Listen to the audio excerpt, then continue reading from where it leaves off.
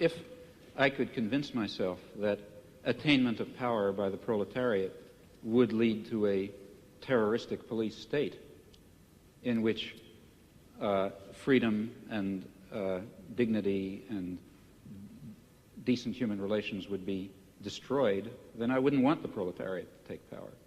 In fact, the only reason for wanting any such thing, I believe, is because one thinks, rightly or wrongly, that some fundamental human values will be achieved by that transfer of power. Alors, je vous répondrai ceci. Quand le prolétariat prendra le pouvoir, il se peut bien que le prolétariat exerce à l'égard des classes dont il vient de triompher, il exerce un pouvoir violent, dictatorial et même sanglant. Je ne vois pas quelle objection on peut faire à cela. Maintenant, vous me direz,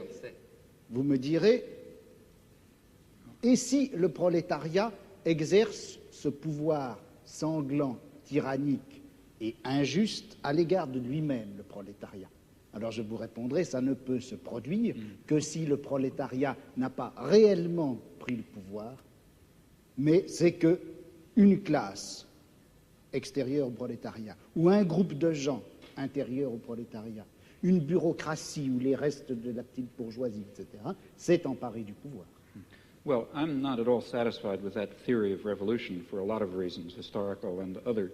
But even if one were to accept it for the sake of argument, still that theory is maintaining that it is proper for the proletariat to take power and exercise it in a violent and bloody and unjust fashion, because it is claimed, in my opinion falsely, that will lead to a more just society in which the state will wither away, in which the proletariat will be a universal class, and so on and so forth.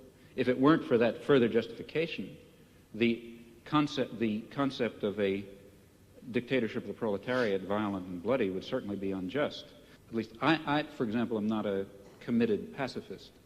That is, I would not hold that it is under all imaginable circumstances wrong to use violence, even though use of violence is in some sense unjust. I believe that one has to estimate relative injustices. But the use of violence and the creation of some degree of injustice can only itself be justified on the basis of the claim and the assessment, which always ought to be undertaken very, very seriously and with a good deal of skepticism, that this violence is being exercised because a more just result is going to be achieved.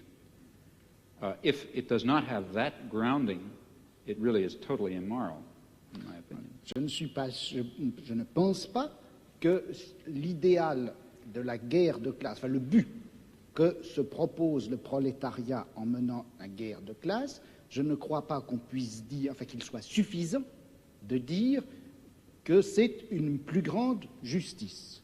Ce que le prolétariat veut faire en chassant la classe actuellement au pouvoir et en prenant pour lui le pouvoir, c'est la suppression, précisément, d'un pouvoir de classe en général. Okay. Car le prolétariat... That's the further justification. Hein? That is the further justification. Ça c'est la justification, mais pas en termes de justice, en termes de pouvoir. But it is in terms of justice. It's because the end that will be achieved, it is claimed, is a just end. If no Leninist or whatever you like would dare to say we have a right to take power, let's say we, the proletariat, and then throw everyone else into crematoria, let's say.